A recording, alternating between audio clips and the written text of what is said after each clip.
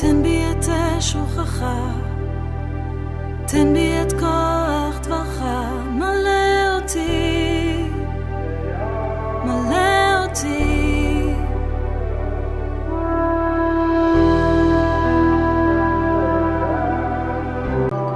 תן בי את שוכך, תן בי את כוח דברך, מלא. Shalom au peuple du Tout-Puissant, shalom aux chers frères et sœurs. C'est encore avec une très très grande joie que je me présente devant vous au nom puissant de notre Sauveur Yeshua HaMashiach. Et je rends mes actions de grâce au Tout-Puissant, le Souverain, El Elyon, notre Père, pour le souffle de vie ainsi que la bonne santé qu'il a accordé à chacun de nous afin que nous puissions encore en ces jours étudier, méditer, comprendre sa parole par la grâce immense qu'il nous a fait au nom de son Fils le Messie Yeshua. Soyez richement, abondamment bénis au nom de notre Sauveur, le Roi des Rois, c'est lui qui vient, le Messie Yeshua. Nous aurons aujourd'hui beaucoup de questions à étudier, à méditer, et je crois que par la puissance du souffle sacré, le Saint-Esprit, nous allons comprendre. Et toutes ces questions sont basées sur ce thème que nous voulons aborder aujourd'hui, le don des langues. Et voici la première question, c'est: est-ce que tout croyant est obligé de manifester ou d'exprimer les dons des langues dans sa vie? Deuxième question, les dons des langues, est-ce que c'est les langues des hommes ou les langues des anges ou encore d'autres langues? Troisième question, peut-on apprendre ces langues comme on apprend des langues à l'école, la langue française, anglaise, portugaise, ainsi de suite? Quatrième question, quelles sont les utilités, les objectifs aujourd'hui de ces langues ou encore dans l'ensemble de ces dons des langues données par le souffle sacré Saint-Esprit? C'est à la base de toutes ces questions que nous allons baser notre étude. Je prie que le Saint d'Israël nous inspire par son Saint-Esprit, souffle sacré, que nous parvenions à la compréhension au nom de Yeshua. Amen. תן בי את שוכך. Shalom, peuple du Tout-Puissant, et bienvenue dans notre salle d'études. Aujourd'hui, nous allons parler sur le don des langues. Et nous laissons que le souffle sacré, le Saint-Esprit puisse nous enseigner, comme le Messie avait dit, quand le Saint-Esprit viendra, il vous enseignera toutes choses. Le don des langues. Dans la première alliance, nous avons ces passages du livre d'Isaïe qui nous parle de langue étrangère que l'apôtre Paul commentera dans le livre de 1 Corinthiens chapitre 14. Isaïe 22:11 nous dit: avec des lèvres dédaigneuses, en une langue étrangère, Elohim parlera à ce peuple. Et nous allons voir comment l'apôtre Paul va parler de ces passages dans 1 Corinthiens 14, 21. Dans la Nouvelle Alliance, nous voyons le Messie qui va citer des langues nouvelles parmi les signes qui accompagneront ses croyants ou ses disciples. Marc 16, 15, 18 nous dit: et il leur dit: allez dans le monde entier, annoncer la bonne nouvelle à tous les hommes. Celui qui croira et sera baptisé sera sauvé, mais celui qui ne croira pas sera condamné. Voici les signes miraculeux qui accompagneront ceux qui auront cru. À mon nom, ils chasseront des démons. Ils parleront des langues nouvelles, et c'est des langues que nous voulons parler en ces jours. Ils saisiront des serpents venimeux, ou s'il leur arrive de boire un poison mortel, cela ne leur causera aucun mal. Ils imposeront le main à des malades et ceux-ci seront guéris. Voici les signes que le Messie a donnés qui accompagneront ceux qui auront cru en son nom. Et parmi ces signes, nous parlerons des langues nouvelles. Et pour réaliser ces signes, pour que ces signes soient tangibles, manifestes, il fallait que le souffle sacré, le Saint-Esprit, puisse venir habiter en nous, nous étant le temple d'Élohim, là où le souffle sacré habite. Ainsi, le Messie Yeshua a promis à ses disciples, dans le livre des Actes chapitre 1 verset 8, il dit, mais vous recevrez une puissance lorsque le Saint-Esprit, le souffle sacré viendra sur vous, et vous serez mes témoins à Jérusalem, dans toute la Judée, dans la Samarie et jusqu'aux extrémités de la terre. Une puissance, une autorité nous a été donnée en recevant le Saint-Esprit, le souffle sacré. Et dans cette puissance, dans cette autorité, nous voyons, il y a ce que nous appelons en grec le charisme et en français les dons de grâce. C'est que nous trouvons dans le livre de 1 Corinthiens chapitre 12, du verset 1 au verset 11 et du verset 28 au verset 31 que nous lirons tout à l'heure. Et parmi ces dons de grâce, ou parmi cette expression de la puissance et l'autorité, nous avons les dons de langue qui jouera son rôle pour manifester les merveilles de Yah, notre Père, notre Elohim, au milieu de peuples. Et de peuples aussi étrangers, de peuples non croyants, pour attester le merveille du Tout-Puissant. Et que tous ces dons qui accompagnent la parole ou les paroles du Tout-Puissant. Voilà pourquoi nous croyons que les paroles du Très-Haut données, ces promesses, doivent être accompagnées par son Ruach HaKodesh, ou encore le Ruach HaKodesh, Saint-Esprit, doit être accompagné par les paroles du Saint d'Israël. Les deux sont indissociables, inséparables. Voici, puisque nous parlons sur le charisme ou encore les dons des grâces. En grec, le mot qui est traduit par don, c'est charisme. Or, charisme, en français, devait être traduit par don des grâces, que ce soit au singulier ou au pluriel.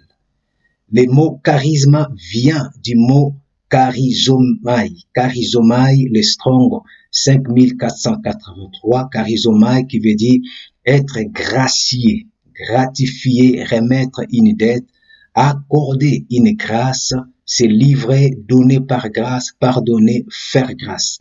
Donc nous comprenons que les dons de grâce, nous ne méritons à aucun moment ces dons. Voilà pourquoi le texte que nous allons lire tout à l'heure nous montrera que le souffle sacré donne à qui il veut et il fait comme il veut et il donne le temps que lui-même il veut. Ce n'est pas l'homme qui fait quelques efforts, ainsi de suite. C'est le souffle sacré qui donne. Même quand nous aspirons au don, c'est le souffle sacré, le Saint-Esprit qui donne. Le mot charisme qui est traduit par grâce dans nos saintes Bibles, oui, ça devait être traduit, comme je l'ai dit, par grâce. Le mot charisme est une grâce, est une faveur que reçoit quelqu'un sans aucun mérite de sa part. C'est aussi les dons de la grâce divine, ces dons provenant du pouvoir de la grâce divine opérant dans leurs âmes par le Saint-Esprit, c'est-à-dire à un seul mot, charisme, les dons de grâce. Et c'est de ces dons de grâce que nous parlons en ce jour, mais plus précisément le don des langues. Maintenant, lisons ce que dit la parole par rapport à ces dons de grâce. 1 Corinthiens 12, du verset 4 au verset 11 nous dit, il y a toutes sortes de dons, mais c'est le même esprit. Il y a toutes sortes de services, mais c'est le même Seigneur. Il y a toutes sortes d'activités, mais c'est le même Elohim, et c'est lui qui met tout cela en action chez tous. Le verset 7 nous dit, en chacun, le souffle se manifeste d'une façon particulière en vue du bien commun. C'est-à-dire l'esprit se manifeste à chacun de nous d'une manière particulière, mais tout est pour le bien du corps de Yeshua, qui est l'Assemblée d'Israël ou l'Église d'Israël. 8. L'esprit donne à l'un, regardez, Ici, vous allez voir un enchaînement. Il donne à l'un et il donne à l'autre, il donne à l'un et il donne à l'autre pour déterminer que ce n'est pas parce que le souffle a donné à l'un le don de parler des langues, il donnera obligatoirement aussi à un autre croyant. Non. L'Esprit donne le don comme il veut. Il peut donner à l'un de nous le don de parler des langues, à l'autre le don d'interpréter, à un autre le don de guérison, à un autre le don de miracle. Mais il est vrai que l'Esprit, le souffle sacré, peut donner aussi les 9 dons de gloire à une personne, tout comme il peut donner 4 dons, il peut donner 5 dons de grâce, il peut donner 6 dons de grâce, il peut donner un seul don de grâce et c'est lui qui donne à qui il veut. Verset 8 dit, l'Esprit donne à l'un une parole pleine de sagesse, à un autre le même Esprit donne une parole chargée de savoir. Le souffle donne à un autre d'exercer la foi d'une manière particulière, à un autre ce seul et même souffle donne de guérir des malades. À un autre, il est donné de faire des miracles, à un autre reçoit une activité prophétique. Un autre, le discernement de ce qui vient de l'Esprit divin. Ici, quelqu'un reçoit, regardez bien cette phrase, ici, quelqu'un reçoit la faculté d'exprimer dans des langues inconnues. C'est de ces langues inconnues qui est le don des langues que nous voulons aborder. Et il est donné à un autre d'interpréter ces langues. Verset 11 pour finir, mais tout cela est l'œuvre d'un seul et même souffle qui distribue son activité à chacun de manière particulière comme il le veut. Comme je le disais, il donne comme il le veut et quand il veut et il se manifeste comme il le veut. Donc, on peut ici comprendre que non, nous ne pouvons pas recourir à une étude intellectuelle ni à une force humaine pour le don de grâce du Saint-Esprit, mais c'est l'Esprit qui donne comme il veut, quand il veut, et il peut faire comment il veut lui-même. Et nous continuons au verset 28 jusqu'au verset 29 qui nous dit, c'est ainsi que Elohim a établi dans l'assemblée, premièrement, des apôtres, deuxièmement, des prophètes, troisièmement, des enseignants docteurs, puis viennent les dons suivants qu'il a fait à l'assemblée. Ici, nous n'allons pas nous attarder ici, mais nous reviendrons pour donner la précision sur le fondement d'une assemblée. Les ministères fondamentaux qui ne doivent jamais manquer pour édifier solidement une assemblée. Les apôtres, premièrement, les prophètes, deuxièmement, troisièmement, les enseignements. Et il nous cite après les dons que le souffle donne à l'Église. Les miracles, la guérison des malades, l'aide, la direction de l'assemblée, les parler dans des langues inconnues. Tous sont-ils apôtres? Tous sont-ils prophètes? Tous sont-ils enseignants? Tous font-ils des miracles? Est-il donné, à tous de guérir des malades? Tous parlent-ils dans des langues inconnues ou tous les interprètent-ils? Évidemment, non. Vous voyez? Donc, tous n'ont pas un tel don, tous n'ont pas un don commun. C'est-à-dire, tous ne parlent pas des langues et tous ne prophétisent pas. Chacun reçoit un don particulier selon ce que le souffle peut lui donner. Au verset 31, il dit, aspirez aux dons les meilleurs. Pour cela, je vais vous indiquer l'approche par excellence. Nous connaissons cette approche par excellence, c'est l'amour, qui est le lien de la plénitude et de la perfection. Question importante. Les dons de langue est-il un signe du baptême ou l'immersion dans le Saint-Esprit ou souffle sacré? Est-ce que le fait de parler dans des langues étrangères, c'est le signe qu'on est baptisé dans le Saint-Esprit? Non. Le parler en langue ou don de langue est l'une des manifestations du charisme ou du don de grâce, car le souffle sacré distribue et donne quand il veut. Le fait que tu ne parles pas en langue, dans des langues, frères et sœurs, n'est pas synonyme que tu n'es pas baptisé dans le Saint-Esprit. chaque vrai croyant est baptisé dans le Saint-Esprit dès le jour de sa nouvelle naissance. Regardez bien notre étude sur ces sujets et vous comprendrez. Nous ne sommes pas tous obligés à parler dans des langues inconnues parce que c'est un don que le souffle sacré donne à qui il veut. Retenons aussi que tous les croyants ne sont pas obligés de manifester ce charisme ou don de grâce de parler en langue.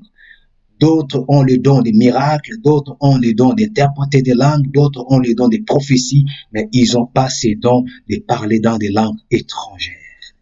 Gloire soit rendue à notre Père. Maintenant, disons, c'est quoi réellement ces dons de langue? Est-ce que ces dons de langue est un don où nous pouvons étudier ces langues et manifester ça au milieu de frères et sœurs? Est-ce que c'est des langues des hommes? Ou est-ce que c'est des langues des anges ou encore un langage céleste? C'est très important de répondre à ces questions afin que le peuple Tout-Puissant puisse savoir est-ce que le don des langues, c'est des langues étudiées, c'est des langues des hommes, ou c'est des langues des anges, ou un langage céleste. Premièrement, voyons si les dons de langue, c'est des langues étudiées. Faire une formation de la langue française, la langue anglaise, la langue chinoise, espagnole, africaine, asiatique, devenir polyglotte, parler 6 langues et dire dans une assemblée que non, j'ai reçu les dons de langue, c'est faux. Ce n'est pas du tout le don de langue. Car celui qui parle les dons de langue, celui qui parle des langues, selon le don du souffle sacré, c'est sous l'inspiration du Saint-Esprit que cette personne parlera et non sous l'intelligence, la connaissance qu'apporte l'étude. C'est faux et archi faux. Voici des exemples dans le livre des Actes. Nous avons le groupe des disciples qui ont prié sous l'inspiration de l'Esprit Saint dans des langues étrangères. Actes chapitre 10, nous avons la maison de Corneille, pareil. Actes chapitre 19, nous avons les disciples avec l'apôtre Paul qui ont prié aussi sous l'inspiration du souffle sacré des langues étrangères. À aucun moment nous voyons une étude qui va nous aider à recevoir les dons de langue. Est-ce que apprendre, comme font beaucoup des églises pentecôtistes, évangéliques, ainsi de suite, apprendre aux gens de prier dans des langues étrangères, apprendre aux gens de manifester les dons par des apprentissages qu'on appelle l'école de langue. On vous dit, faites bla bla bla bla bla, bli bli bli bli bli, bo bo bo bo bo, et vous le faites une fois, 2 fois, 3 fois, et on vous dit, voilà, vous êtes, et en plus, ils vont dire que vous êtes baptisés du Saint-Esprit. Or, ils oublient que non, le baptême dans le Saint-Esprit, c'est quand on reçoit sincèrement Yeshua. Et le don de langue ne peut jamais s'apprendre de telle manière.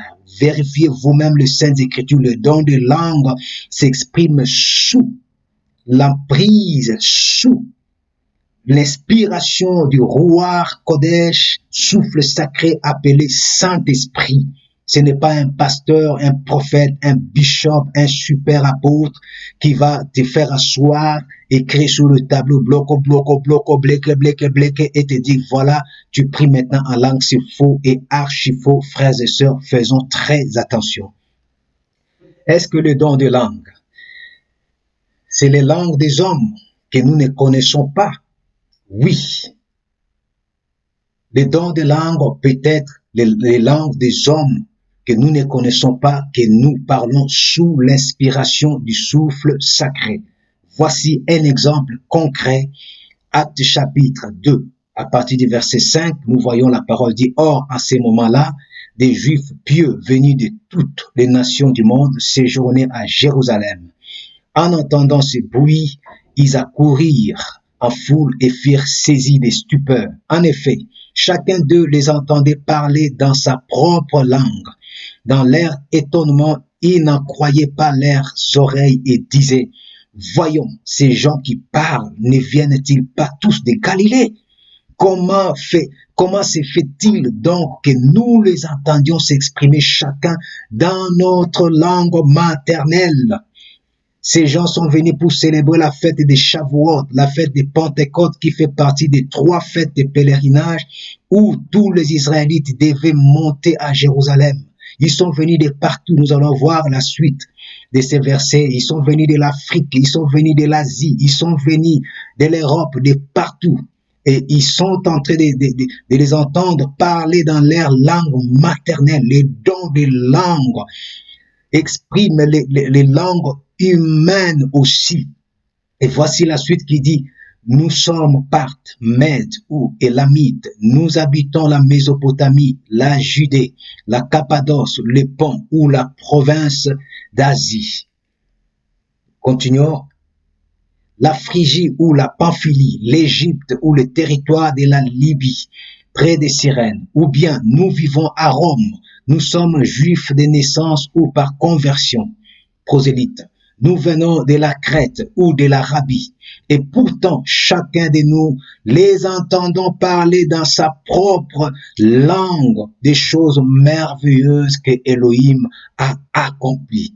Il n'en revenait pas, plongé dans la plus grande perplexité.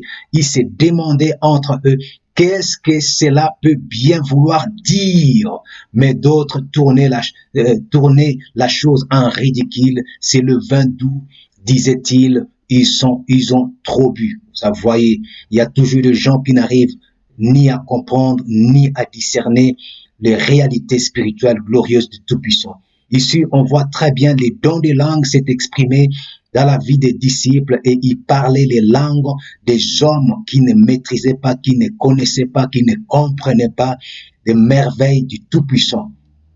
Et vous voyez, à la fin, il y a des gens vraiment ridicules qui ne comprennent pas, qui ne maîtrisent pas, qui ne discernent pas, tout comme beaucoup de croyants aujourd'hui critiquent des dons, des grâces authentiques par leur ignorance sans se rendre compte. Vous voyez, parce qu'il y a beaucoup de langues, comme nous le savons, on peut le voir ici, on peut parler un dialecte d'une des tribus les plus lointains du monde. Voyez, un dialecte qu'on ne connaît même pas. On peut parler quand on prie dans des langues nouvelles, comme le Messie avait dit. Car nous ne savons pas combien y a-t-il de langues dans ce monde, mais le Saint d'Israël, frères et sœurs, lui, le créateur de toutes les langues, sait. Et c'est là que nous avons besoin du don de l'interprétation des langues pour comprendre poussé par le souffle sacré, qu'est-ce que nous sommes en train de dire, si l'Esprit Saint peut nous accorder ces dons pour comprendre ce que nous sommes en train de dire, des merveilles du Tout-Puissant. Et là, j'appelle aux frères et sœurs d'arrêter de juger sans discernement et sans avoir expérimenté vous-même la puissance du Saint-Esprit, souffle sacré. Car beaucoup sont en train de décourager des frères et sœurs.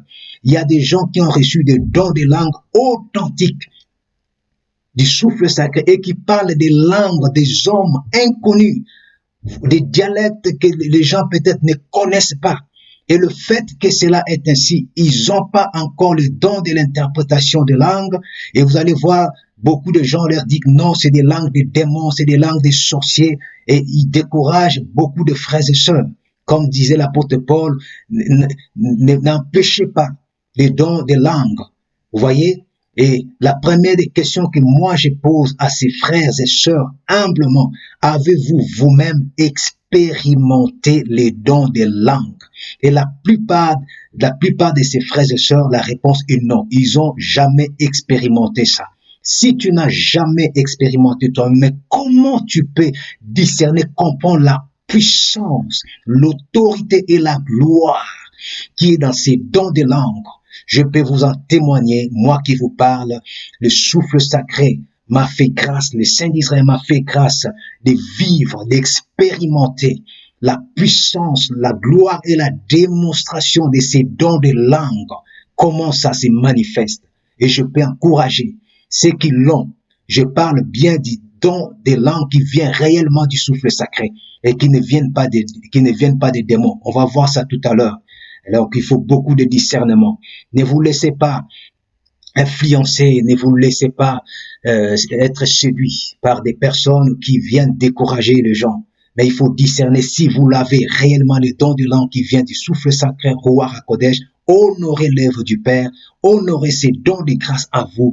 Laissez que ça soit manifesté, mais selon les normes de la parole.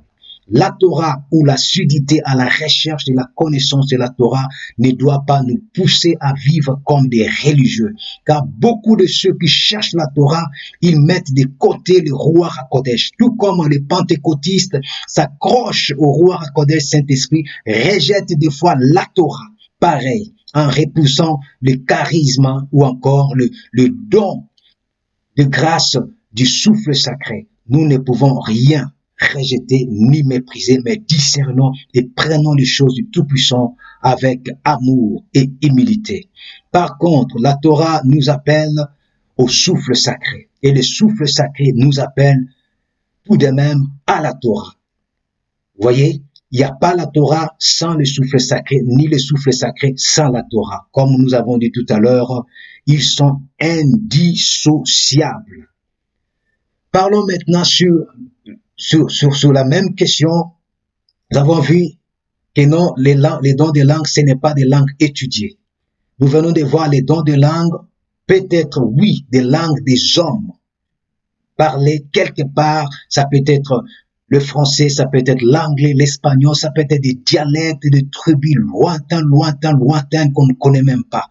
Parce que les langues sont le domaine aussi du Tout-Puissant, c'est lui-même qui connaît toutes les langues.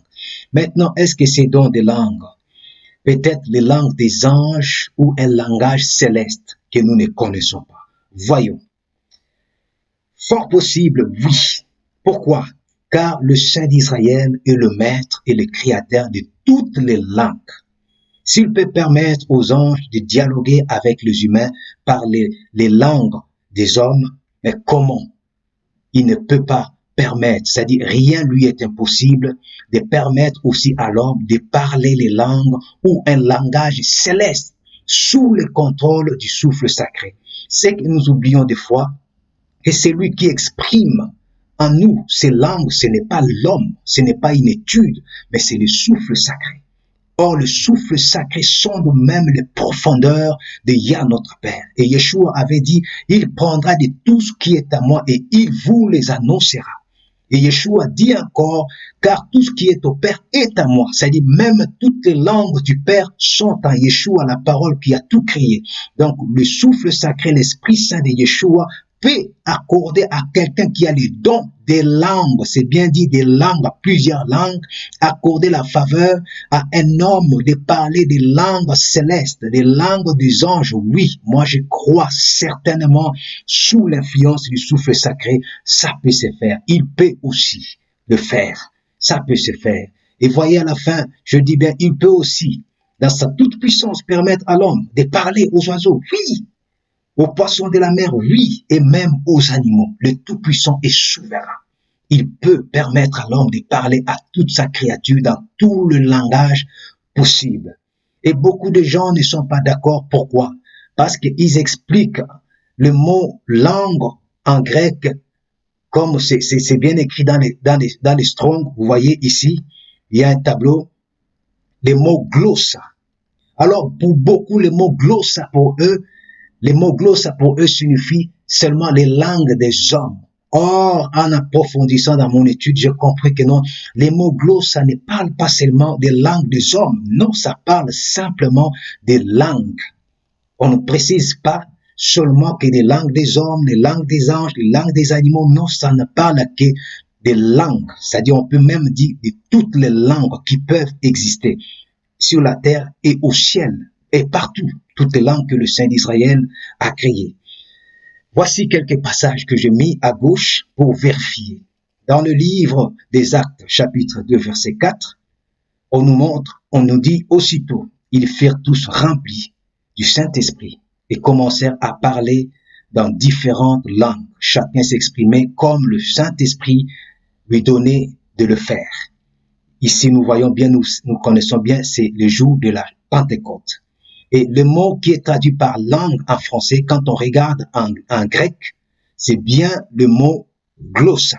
Les Strong, c'est les Strong 1100. Et la tradition, c'est simplement langue au singulier, langue au pluriel, phonétiquement glossa. Et la définition de glossa, premièrement, c'est langue, tout court. Deuxièmement, c'est la langue, un membre du corps, l'organe de la parole, vous voyez, une langue, les langages ou dialectes d'un peuple particulier qui est distinct de celui des autres nations. Ici, on voit bien les dialectes, c'est-à-dire la langue d'un peuple. Et nous avons une langue quelconque. On peut bien comprendre une langue quelconque. Eh bien, ça peut être un langage même des animaux. Ça peut être un langage céleste. Ça peut être une langue de songe. Voyez, le souffle sacré peut le faire. Et quand nous descendons dans Actes chapitre 10, verset 46, on nous montre, on nous dit, en effet, il les attendait parler en différentes langues et célébrer la grandeur d'Élohim. À l'occurrence de Acte 2, qui est bien précisé, c'est des langues des hommes qui parlaient. Ici, dans Acte 10, il n'est pas du tout précisé. Il n'y a que langue, mais c'est le même strong. Et nous avons déjà l'explication du strong en haut, qui nous montre qu'est-ce que signifie glossa.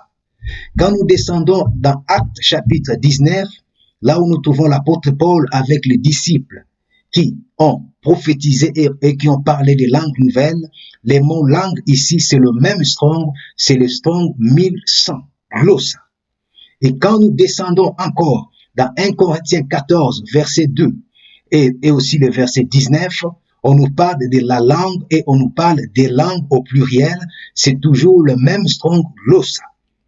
1100, c'est-à-dire la même signification que les langues de Actes 2, verset 4 que nous avons affiché devant vous.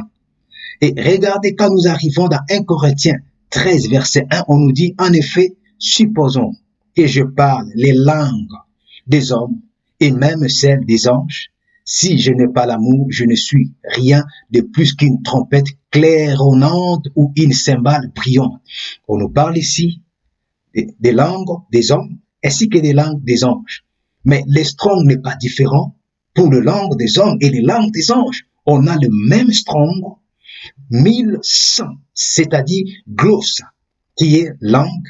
La langue est membre du corps, l'organe de la parole, une langue, le langage ou dialecte d'un peuple particulier qui est distinct de celui des autres nations, une langue quelconque. C'est le même strong pour les langues des anges et les langues des hommes.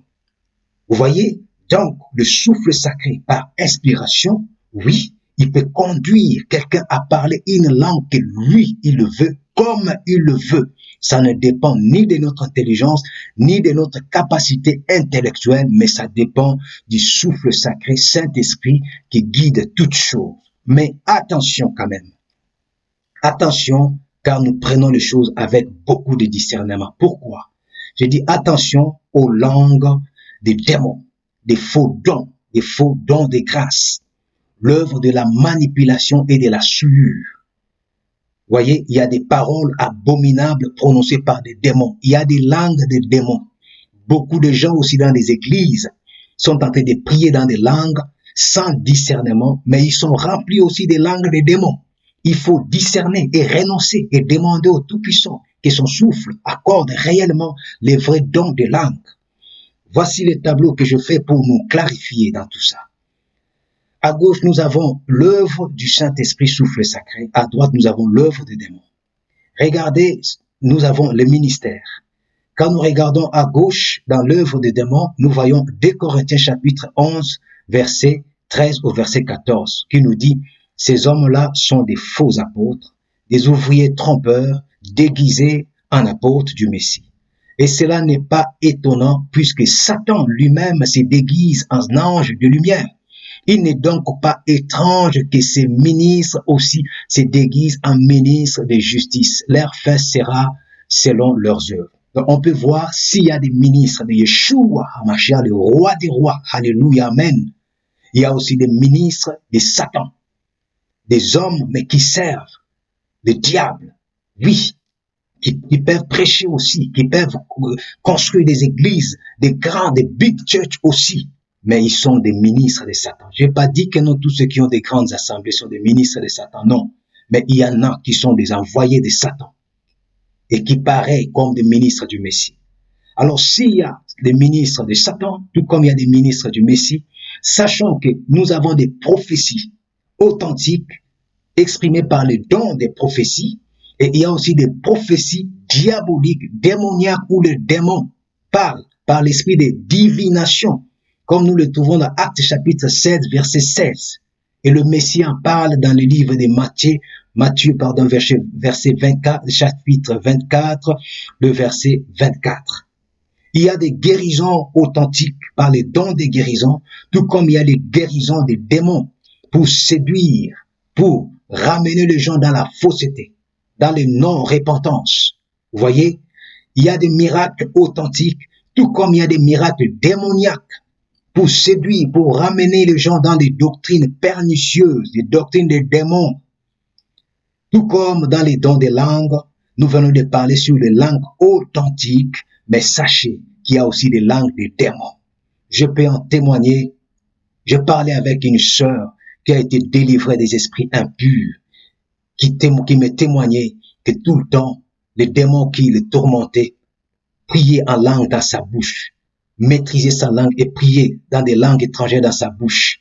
Et elle avait compris que c'était un démon. Et moi-même, en priant un jour avec elle, j'ai pu entendre ces démons prier dans ces langues-là, dans des langues étrangères. Et avec discernement, nous avons pu comprendre que c'était un démon. Gloire soit à Dieu au Tout-Puissant qui bénit sa fille là où est le nom puissant de Yeshua. Vous voyez, attention, attention. En ce temps de la fin, il nous faut beaucoup de discernement. Aspirons au don de discernement des esprits afin de connaître l'origine, la provenance et le but de chaque acte et chaque manifestation. Les dons des grâces qui est en toi viennent réellement du souffle sacré. Amen. Mais si ces dons ne viennent pas du souffle sacré, ça te permet de guérir les gens, de prier pour les gens, de prophétiser même, de recevoir des visions. Mais tu continues à vivre toujours dans les péchés, dans la repentance. Attention, les démons peuvent être là en train de te manipuler. Au départ, tu avais réellement le don des grâces, mais à un certain moment, tu vis dans le péché, sans la repentance. Les démons peuvent venir embrouiller une personne, continuer à opérer ces miracles et des guérisons pour que la personne ne puisse jamais se repentir. Et il dira que non, mais moi j'ai une alliance exceptionnelle avec le Tout-Puissant. Non, le salaire du péché, c'est la mort. Ça peut être le Père te couvre de sa miséricorde jusqu'à ce que tu puisses te repentir, ou ça peut être c'est des démons qui ont pris contrôle de ta vie et c'est eux maintenant qui opèrent ces dons démoniaques pour te pousser au non-repentance. Discernons. Discernons pour ne pas attribuer l'œuvre du Saint-Esprit au diable, ce qui sera une faute pour nous, par notre ignorance. C'est ce que beaucoup font sans discerner. Ils condamnent, ils jugent les gens qui ont le don des grâces authentiques, les décourageant de ne pas exprimer, de ne pas laisser le souffle sacré agir dans leur vie. Il faut du discernement. Discernons pour ne pas aussi accepter l'œuvre des démons en disant Amen, croyant que c'est l'œuvre du souffle sacré, ce qui sera pour nous une souillure à cause des manques de discernement. Nous avons intérêt à discerner. Donc, prenons chaque chose avec beaucoup de discernement, comme dit l'Écriture dans l'épître de 1 Jean chapitre 4, verset 1, qui nous dit ceci. Bien-aimés, n'ajoutez pas foi à tout esprit, mais éprouvez les esprits pour savoir s'ils sont des Elohim, car plusieurs faux prophètes sont venus dans le monde. Qui dit faux prophète, c'est l'esprit des faux prophètes, c'est l'esprit des faux dons, c'est l'esprit des fausses langues, c'est l'esprit des faux miracles, c'est l'esprit des fausses guérisons. N'ajoutez pas foi à tout esprit, mais éprouvez pour que nous ne soyons pas souillés. Voici maintenant le but et le comment du don de langue. Nous nous basons dans les livres de 1 Corinthiens chapitre 14. Premièrement, voici ce que les dons de langue les dons des langues nous apportent?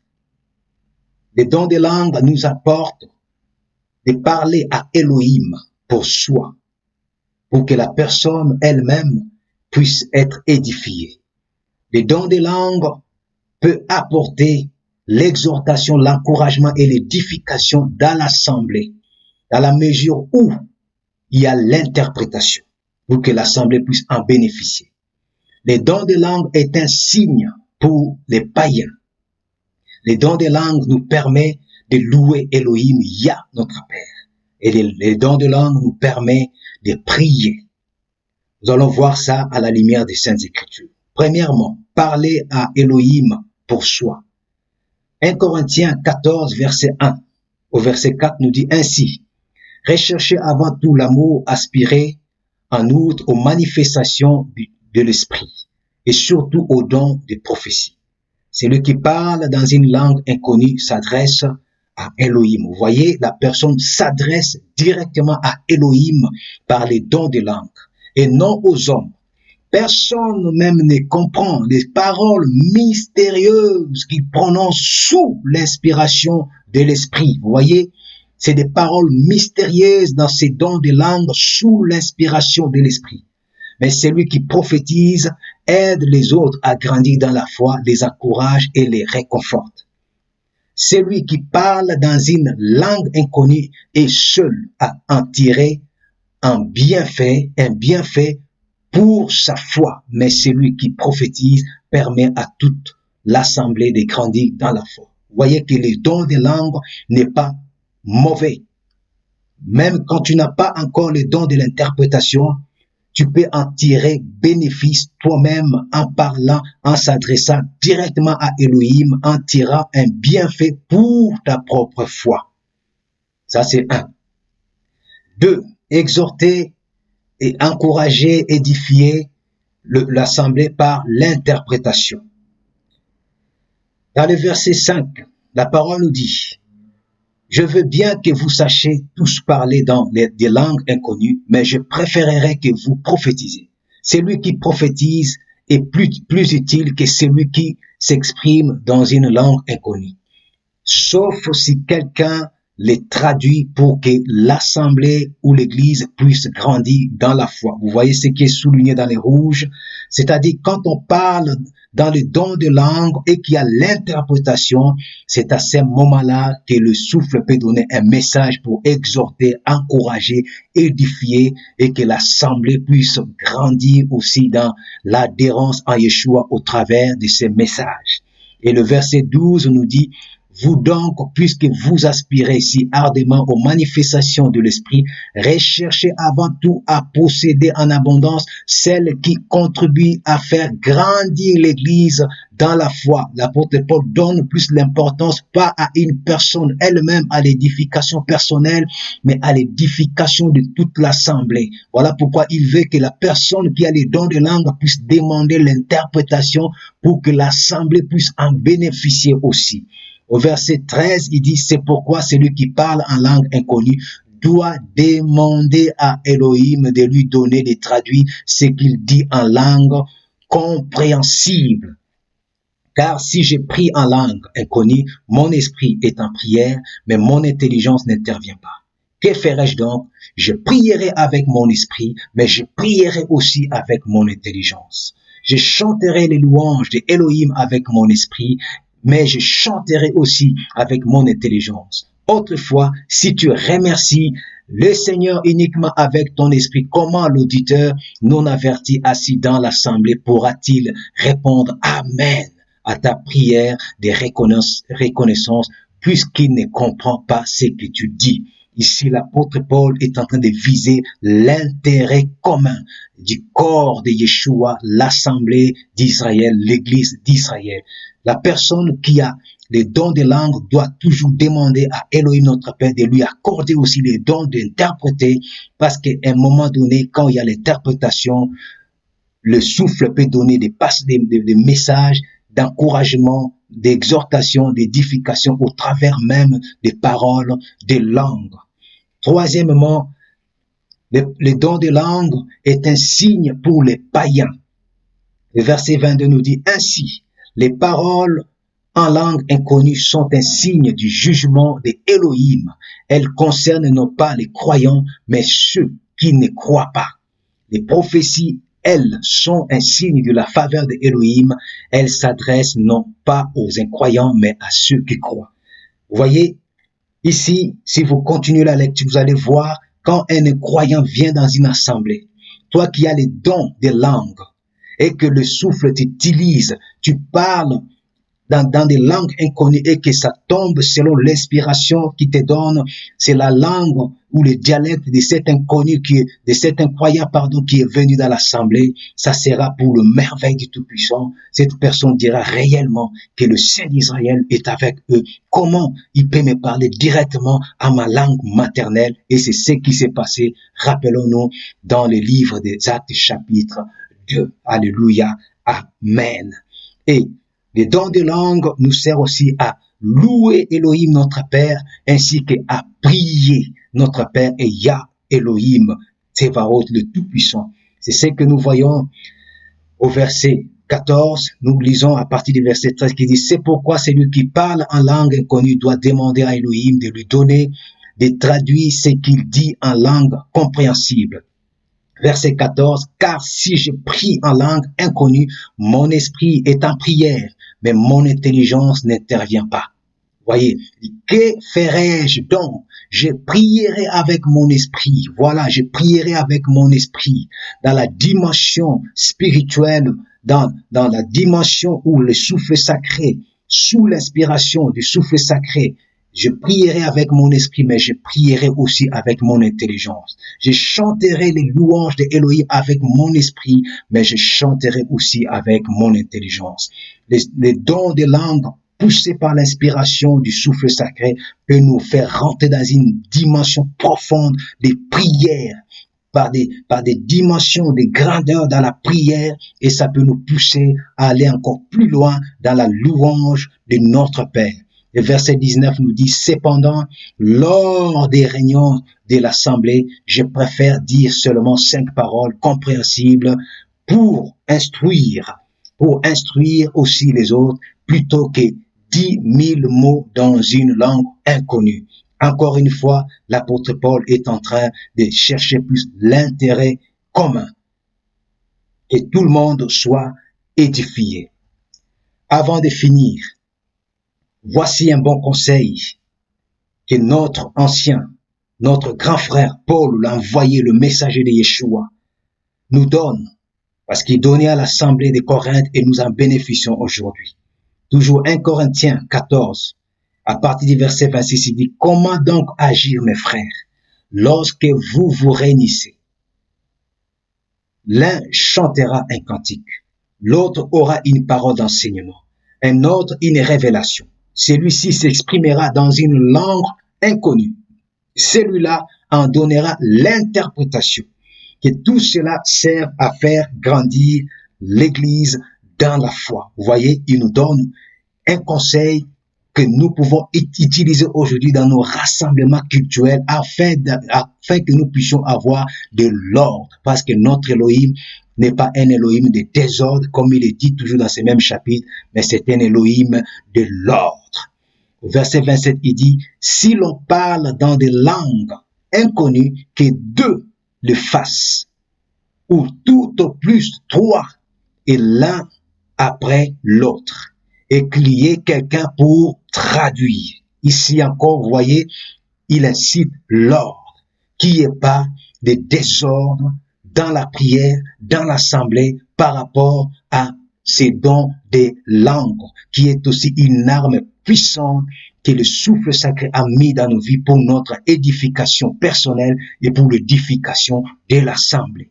Au verset 28, il dit, « S'il n'y a pas d'interprète, que celui qui a les dons de langue garde le silence dans l'assemblée, qu'il se contente de parler à lui-même et à Elohim. » Il ne dit pas que non, tu rejettes. Non, il dit, contente-toi de parler à toi-même et à Elohim. Voici, frères et sœurs, pour conclure maintenant, nous retournons encore dans 1 Corinthiens 14, le dernier verset, là où l'apôtre Paul conclut en disant, en résumé, mes frères, recherchez ardemment le don des prophéties et ne vous opposez pas à ce qu'on parle en des langues inconnues, mais veillez à ce que tout se passe convenablement et non dans le désordre.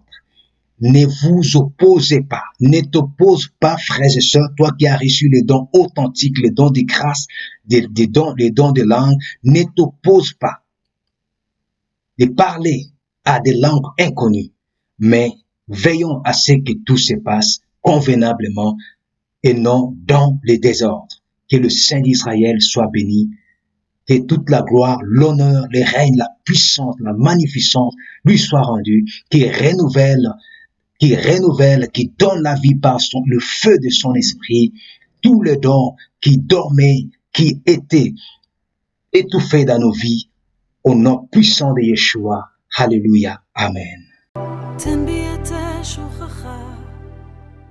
Mon espérance est que nous avons bénéficié de ce temps de grâce, de cet enseignement, et que nous avons bien compris et que cet enseignement peut enlever les zones d'ombre qu'on avait dans nos vies afin de permettre que le don ou encore le charisme et le don de grâce du souffle sacré puissent s'exprimer librement pour l'édification commune. Et que personne ne puisse te décourager, toi qui as reçu le don de grâce du souffle sacré, que personne ne puisse te mentir, que toi-même tu ne puisses pas empêcher les dons du souffle sacré que le Saint-Esprit a mis à toi de s'exprimer. Car tout ce que le souffle sacré a mis à nous est pour construire le corps du Mashiach, l'assemblée ou l'église d'Israël que nous sommes. Que nous soyons fortifiés, que nous soyons zélés afin que le souffle sacré puisse manifester le feu de sa puissance en nous, le don de grâce puisse se manifester à nous, que ça accompagne la parole, que ce soit des signes qui accompagnent cette parole afin d'attester que le royaume des cieux est au milieu de nous, au nom de Yeshua. Amen. Shalom, et je nous dis pour ma part à la prochaine par la grâce du Tout-Puissant. Shalom. תן בי את שוכחה, תן בי את כל